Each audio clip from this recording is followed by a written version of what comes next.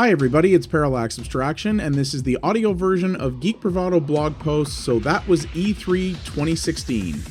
If you prefer to read the post, there's a link in the description below this video, and there's also a Geek Bravado Ramble video in which I talk in detail about many of the individual games that I found interesting. Another year of the video game industry's biggest blast of info, spectacle, and hype has come and gone, and it's time for my yearly chat about it. Despite being little more than a fancy marketing event, I've always really enjoyed watching and reading about E3. As someone who is keenly aware of what I'm being advertised to and takes that as such, I just love this chance to get a huge block of knowledge about the next year's big batch of games that are coming and consuming all the analysis of it that I can. If you love games, and especially big AAA games, E3 is basically second Christmas. Last year, a group of us talked over all the press conferences and got to give our impressions of the games we saw as we went. Sadly, real life prevented that from happening this year. This post is mostly going to focus on talking about the show as a whole and some broader concepts about it. If you want to hear me yak about what specific games interested me, I do so at length in the Geek Bravado Ramble video. E3 2016 was still pretty great, but there's no doubt an air of change and uncertainty permeated this year's show. Several major publishers have scaled back their presences or pulled out entirely, choosing instead to focus on communicating directly to their customers online, something that's easier and cheaper than ever before. The show floor was much more sparsely populated and quiet, to the point where Giant Bomb was actually able to record a short podcast in the middle of it, something that would have been impossible even last year. For the last several years, we've heard the lazier members of the games press navel-gaze about E3's relevance. In the past, it was more them wondering if consoles and big games in general were doomed in the face of the mobile games bubble, something I waved off as the nonsense it was later proven to be. This year, though, I think there's validity to the claims, but for different reasons. E3 is incredibly expensive for a company to attend, and whether you're an Electronic Arts or a Devolver Digital, there are myriad other ways to talk directly to the people you're selling to for far less money, and on your own schedule and your own terms. I've no doubt that the flashy Dual City press event that EA put on probably cost them far less than a press conference plus booth presence at the show proper would have, and Devolver's Street Party that wasn't even officially part of the show definitely cost them less and arguably got more attention. I wouldn't be surprised if we see more publishers follow their lead in the future.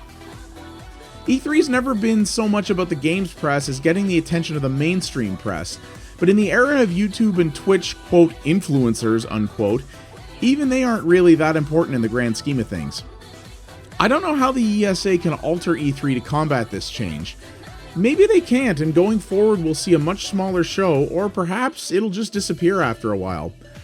I definitely would miss the concentrated week of crazy gaming news, but at the same time, games are getting even more expensive to make, and the audience isn't growing fast enough to keep up, so these companies have to save where they can. What surprised me the most about this year's E3 was not so much what was there as what wasn't. Two major paradigm shifts in the games industry are on the horizon: incrementally upgraded consoles and VR. These are two things that were unheard of just a few years ago, but in recent months have had sustained hype behind them. Yet, at the game industry's biggest show, both were only shown in a rather tepid fashion.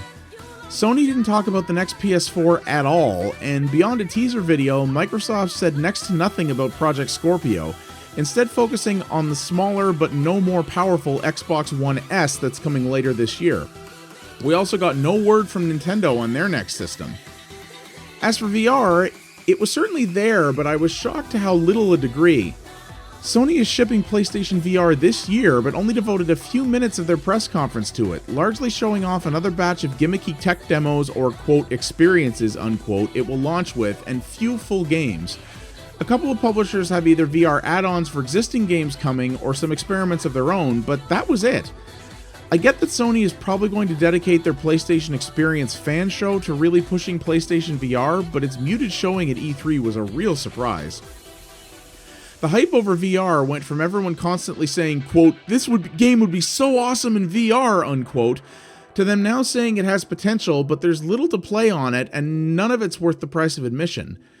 Even with Sony's offering being half the price of its closest competitor on PC, you've got to have compelling software for people to buy into these things. Without an install base, no one's going to make big games for them, and without good games, no one's going to buy them. Sony and Oculus have been helping to fund new VR projects, but many of them are nowhere to be seen, and it's more and more feeling to me that these companies should have held back their hardware launches until more stuff is on them. I could afford a VR headset right now if I wanted to, but I'm instead choosing to put that money towards a GTX 1080 GPU, something that can benefit every game and which seems like a much better use of funds. VR has a short window to capitalize on the hype before it fades, and it doesn't feel like they're doing that. What made me very happy to see was that at least some of the AAA industry is actually back to taking some creative risks. Much as I like big games, there's no denying that most publishers have been relying on the safest of bets the last while, especially as they waited with bated breath to see if consumers actually bought new consoles. It turns out they are, and in greater numbers than last generation, so the money taps have opened again and creativity is being allowed to shine, at least in some places. We saw a number of new, big-budget IPs showcased this year, and some complete creative overhauls of others. God of War is now a third-person combination of The Last of Us and Dark Souls based around Norse mythology.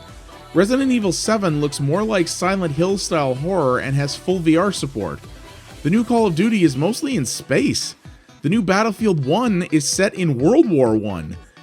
The next Legend of Zelda is a fully open-world game with crafting and free traversal.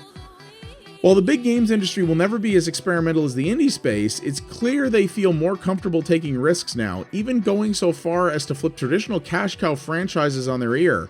That's an exciting thing indeed. Almost every E3 has some kind of industry gimmick theme that you can see throughout it. It's uncanny how many of these big companies that are supposed to be competing tend to ride the same trends at the same time. In past years, it's been things like mobile integration into console games that no one asked for. Other years, it's been turning everything into a big open world, even games that didn't need it. This year, however, it seemed like the overall theme was just an industry more comfortable in its position, and that's realized big AAA games do indeed have a long-term future, and that yes, the audience won't turn their backs on them for trying something different. There's still a lot of safe bets being made, but fewer than before, and the risks they're taking look like they could end up with some pretty awesome things. The new tone was both exciting, but also a relief for me to see. It's arguably never been a harder time to make money developing video games, yet the industry also seems to be more comfortable and less stressed than it was before. I think that's ultimately a great thing for everyone. Unfortunately, it also wouldn't be an E3 without the outrage-baiting gaming press doing everything they can to attack the industry they cover and the audience they serve in the most hubristic, tactless, insulting ways possible. To the shock and sadness of everyone, the horrible terrorist attacks in Florida occurred the Sunday before E3, mere hours before E3's press event was due to kick things off. Most of the press events paid tribute to the tragedy with either moments of silence and/or wearing multicolored ribbons in solidarity. Hard as it is to have to sell entertainment products mere hours after such horrific events, letting the world stop because of the actions of madmen only validates their actions further. As they say, the show must go on. Nonetheless, we got a pile of articles and tweets from all the usual suspects, some saying that E3 should either have been delayed or cancelled, but most saying that E3 and the industry should have been ashamed because so many of the products being shown, quote, glorify guns and violence, unquote. Let me be clear here. I hate guns, and I detest those who fetishize them. I don't believe guns are valuable or necessary in a civilized society, and I think America's near-lone obsession with them is as terrifying as it is despicable. That said, video games aren't real, and watching many of the same members of the gaming press who tore apart Jack Thompson's insane, quote, games cause violence, unquote, rhetoric not even 10 years ago, spewing the same nonsense almost verbatim was disgusting. I don't know how one can think any good is being served by piggybacking on a massive tragedy to argue that video games cause violence. Arguments, by the way, that have been thoroughly, repeatedly, scientifically, and indeed legally debunked time and time again. Of course, the hack writers who published this garbage don't actually believe it. They just found another horrific event they can use to cynically drive clicks to their dying websites while also pretending to have the moral high ground in doing so. It's disgusting, abhorrent, unethical behavior, and anyone who did that should be ashamed of themselves.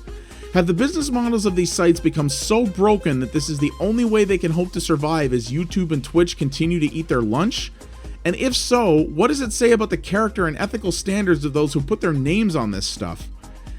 If you hate your audience and the video game industry that much, why are you people even here? If the only things you can say when getting paid by a video game site to cover the largest, most anticipated video games event of the year is how your audience are bad people because they like games with guns in them, then get out now. Go start another social justice blog to preach your outrage, or go start a new game site where you can write about the pretentious walking simulators and twine games everyone should play instead. Of course, none of these writers will do that because they know there's not enough of an audience for that stuff to make a living. You're not here to serve yourselves and your warped social agendas, you're here to serve your audiences. If you can't do that, step aside for someone who can. I said a long time ago that as much as the games press deserves the reckoning it's currently going through, that I don't want the PewDiePies and the Game Grumps of the world to become the new face of games journalism. I still don't, but at this point, I'd take them 10 times over before I would take much of the games press we have now. Say what you will about the most popular YouTubers, and I can say plenty, but at least those people actually love games and gamers. They know who they serve, and it's the players, not the people who can only derive satisfaction from life when they're being offended at someone other than themselves. The current games press is crumbling, and I'm now more convinced than ever that they wholly deserve it. So there we have it. My top-down big-picture analysis of this year's E3. There's no doubt that it was a weird year, but it was also a good one, and whether you're into big games, small games, or both, there's a metric ton coming that should interest gamers of all types. Personally, I don't know where I'm going to find the time to play all the amazing stuff that I see coming, but hey, that's a damn good problem to have if you ask me. Every year is a good year to be a hardcore gamer, but 2016 and 2017 are shaping up to be some of the best in a good while. I don't know what the future holds for E3, and one thing is clear, no one else does either. I do hope it gets to stick around in some form, as I do like what it offers and what I can take from it. Maybe like the games press that covers it though, its time in the sun is fading. I'm very curious how they change it up next year. Thanks for listening.